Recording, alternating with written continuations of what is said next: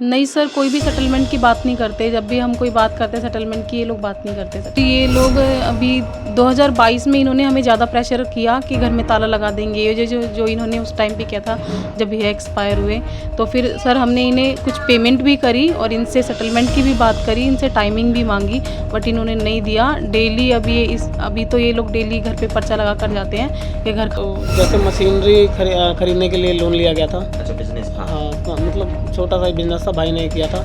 Instafeed का digital platform देख रहे हैं आप, और इस समय मैं हूं आपके साथ तरुण तायल। देखिए, एक ऐसा मामला सामने आया है जहां 5 लाख रुपए के लोन के जो है कहीं ना कहीं कहें कि करोड़ों रुपए की रकम बना दी गई, और ऐसे में मेरे साथ में आपको बताएं कि पीड़ित पक्ष इस समय मौजूद है। जी, क्या नाम है आपका? मंजू, क्या मामला है ये कि 5 लाख रुपए के 1 करोड़ बना दिए गए? ये क्या है मैटर, एक बार शुरुआत से बताओ। सर, ये हमारे भाई ने लोन लिया था 5 लाख रुपए का, 2007 में लिया था। जो हमने 1 साल का किस्त भरी थी इस लोन की, और फिर उसके बाद बैंक का ज़्यादा प्रेशर होने की वजह से 2012 में भैया के एक्सपायर हो गए। फिर तो उसके बाद किस्तें नहीं भरी गई? हाँ जी, उसके बाद किस्तें नहीं भरी गई सर। तो आज क्या हुआ है, मतलब करंट की जो सिचुएशन है अब क्या हुआ है? सर, ये लोग अभी 2022 में इन्होंने हमें ज़्यादा प्रेशर किया कि घर में ताला लगा देंगे। ये जो इन्होंने उस टाइम पे किया था जब ये एक्सपायर हुए, तो फिर सर हमने इन्हें कुछ पेमेंट भी करी और इनसे सेटलमेंट की भी बात करी, इनसे टाइमिंग भी मांगी, बट इन्होंने नहीं दिया। डेली अभी तो ये लोग डेली घर पे पर्चा लगा कर जाते हैं कि घर खाली करवाएंगे, पोजीशन लेंगे घर पे। अच्छा, घर कितने गज का है? सर 50 गज का। 50 गज का। जिस क्षेत्र में आप रहते हैं उस क्षेत्र में घर की कीमत लगभग कितनी होगी इस 50 गज की? सर 15-1 लाख रुपये। 15-20। तो 15-20 लाख रुपए की रिकवरी, और एक तरफ जो है 1 करोड़ रुपए आप रकम बता रहे हैं कि इतना बना के 5 लाख का 1 करोड़ रुपए। तो क्या 15 लाख रुपए में ऐसी कोई बात नहीं हुई कि 15 लाख रुपए में आपका काम हो जाएगा? नहीं सर, कोई भी सेटलमेंट की बात नहीं करते। जब भी हम कोई बात करते हैं सेटलमेंट की, ये लोग बात नहीं करते सेटलमेंट की। अच्छा, तो अब इस जो पीरियड रहा आपका 2007 से 2022 तक का, इस बीच में आपने कुछ रुपए पे किए हैं बैंक को? हाँ सर, 2022 में हमने पे किए, 3 लाख रुपए दिए उन्हें, बट उनको ये लोग काउंट नहीं करते हैं। उसके बावजूद ये लोग 1 करोड़ रुपए हमें भरने के लिए बोल रहे हैं। कोई सबूत है आपके पास कि आपने 3 लाख रुपए दिए? हाँ सर, सबूत है।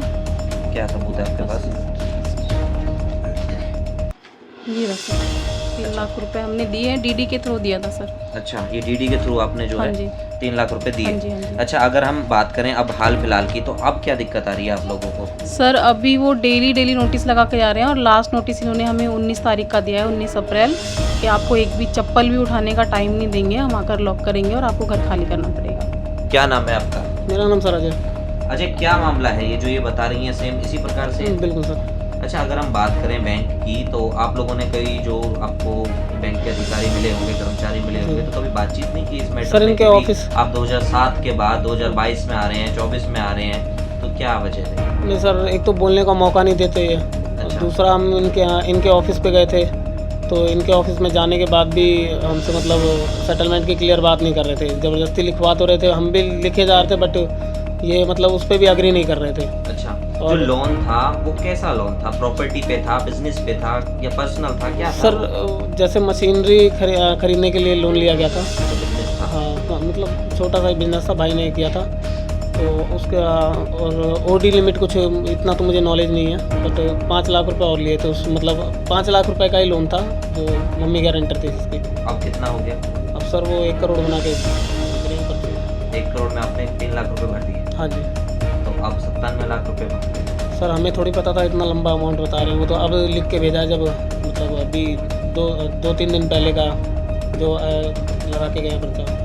देखिए, साफ तौर पर आप देख सकते हैं, जैसा पीड़ित पक्ष बता रहा है कि 5 लाख रुपए के 1 करोड़ रुपए, 3 लाख इन्होंने भर दिए, 97 लाख अभी बाकी है। ये सीधा एग्जाम्पल सेट होता है वहाँ जहाँ कहीं ना कहीं कहीं कि एक दूसरे को गारंटर बनाया जाता है, या फिर कहीं कि किसी को भी रास्ता चलते को या किसी भी व्यक्ति को कुछ रुपयों का लालच देकर, या फिर कहीं कि उसकी नादानगी में या फिर अनपढ़ होने की वजह से जो है उसे कहीं ना कहीं कहीं कि इस तरीके से फंसाया जाता है। लेकिन बड़ा सवाल ये बनता है कि ये वास्तव में ही बैंक ने किया है या किसी कहीं की प्राइवेट लिमिटेड अन्य कंपनी ने किया है? इसके बारे में एक बार विस्तार से जानते हैं इस केस के अधिवक्ता से कि आखिर इस केस को लेकर वो क्या कहते हैं।